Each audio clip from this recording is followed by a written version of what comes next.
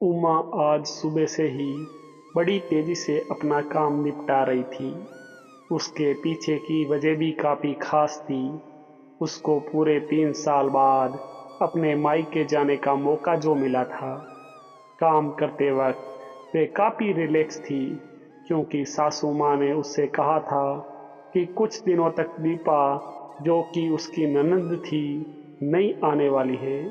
उसकी ये एक ननंद शौक के बराबर थी। उमा शादी करके जब घर आई थी, तब दीपा को अपनी बहन की तरह प्यार करती थी, क्योंकि उसे खुद की कोई बहन नहीं थी। लेकिन कुछ ही हफ्तों में ही उसे ये पता चल गया था कि उसकी ननंद किसी जेलर से कम नहीं है। हालांकि दीपा का ब्याह हो चुका था, लेकिन उसे अपने ससुराल वालों की किसी भी प्रकार की चिंता नहीं थी। उसे जब जी करता था वे अपने मायके चली आती और मायके वालों पर अपना हुक्म चलाती, खासकर अपनी भाभी पर। वही डिसाइड करती थी वहाँ पर क्या खाना पकेगा, कोई घूमने जाएगा कि नहीं, या जाएगा तो कहाँ जाएगा। दीपा ही थी जो हर बार उमा को किसी न किसी बहाने से अपने मायके जाने से रोक लेती थी। लेकिन आज का दिन कुछ अलग था, क्योंकि माँ के कहने पर उमा के पति ने उसके मायके जाने का इंतजाम कर दिया था। ट्रेन की भी टिकट बुक हो चुकी थी। सारा काम खत्म करने के बाद उमा अपने पति के साथ अपना सामान लेकर घर के बाहर निकले ही थे कि सामने से दीपा आती हुई दिखाई दी। दीपा, जिसके मुंह पर बड़ी सी स्माइल और आंखों में चमक थी। वहीं दूसरी तरफ उमा की आंखों में उसको देखकर पानी आ गया था, जो बस आंसू के रूप में छलकना बाकी था। भैया भाभी के पास आकर दीपा ने कहा, क्यों भैया, कहाँ चले अपनी पत्नी के साथ सैर सपाटा करने के लिए? अपनी बहन को भूल गए क्या? दीपक ने कहा, कहीं सैर सपाटा करने नहीं, तुम्हारी भाभी को मायके छोड़ने जा रहा हूँ। अच्छा, मैं आई और भाभी जाएगी? क्या आपकी पत्नी को मेरा आना पसंद नहीं है? दीपा ने भाई भाभी को टोंट मारते हुए कहा। मन में उदासी और आंखों में नमी लिए उमा पलटकर घर के अंदर जाने लगी, क्योंकि उसने मान लिया था कि इस बार भी दीपा की वजह से उसके मायका जाना कैंसिल हो जाएगा। लेकिन तभी सामने से उसकी सांस आई और बोली, तुम दोनों अभी तक रेलवे स्टेशन नहीं गए? क्या गाड़ी के पीछे दौड़ते हुए जाओगे? दीपा बीच में टपकते हुए बोली, ये क्या कह रही हो माँ? मैं आई हूँ और आप भाभी को मायके भेज रही हो? क्या अब आपको मैं इतनी खटकने लगी हूँ? माँ ने दीपा को डांटते हुए कहा। तेरा क्या है बेटा, तेरे लिए ये मायका थोड़ी है।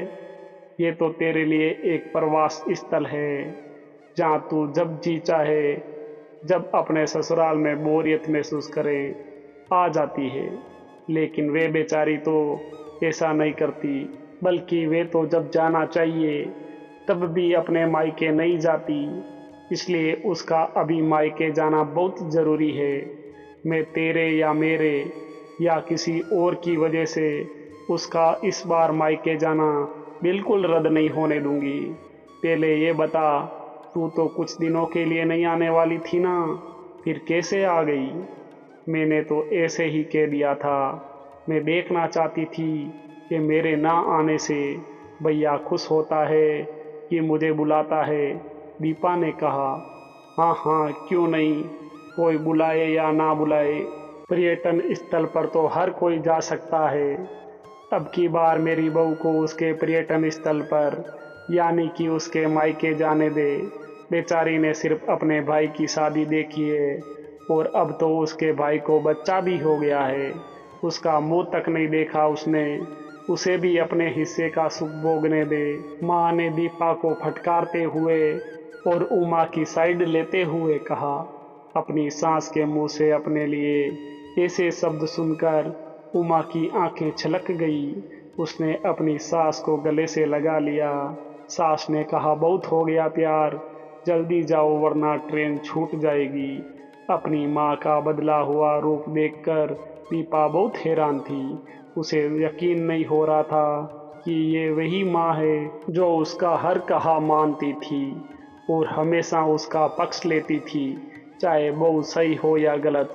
वहीं माँ अपने मन में अपनी उस दोस्त को धन्यवाद दे रही थी जो कुछ दिनों पहले उसके घर आई थी और कुछ दिन रही थी और जाते जाते उसकी आंखें खोल गई थी।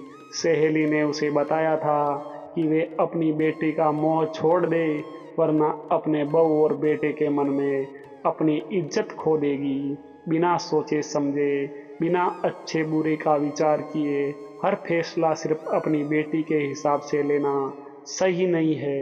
रेलवे स्टेशन पर ट्रेन के डिब्बे में बैठी उमा के चेहरे पर एक बहुत प्यारी मुस्कान थी, जिसे देखकर दीपक को महसूस हुआ कि ये वे प्यारी मुस्कान है जिसे उसने 3 सालों से देखी ही नहीं थी।